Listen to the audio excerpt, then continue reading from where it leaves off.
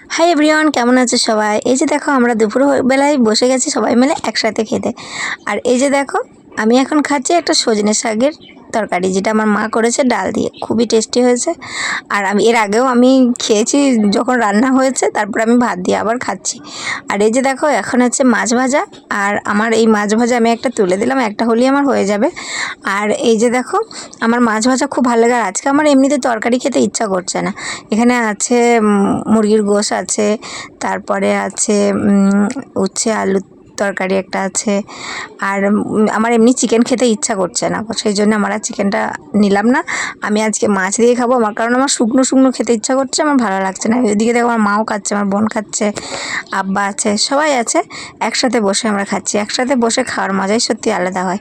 আর এখন তো সব সময় বৃষ্টি হচ্ছে, একবার বৃষ্টি হচ্ছে একবার রোদ হচ্ছে, আর এদিকে গরমও অনেক বেশি করছে। এই জন্য তরকারি ভালোই লাগছে না খেতে। আর এখনই বৃষ্টি হচ্ছিল, বৃষ্টিতে আমি ভিজছিলাম।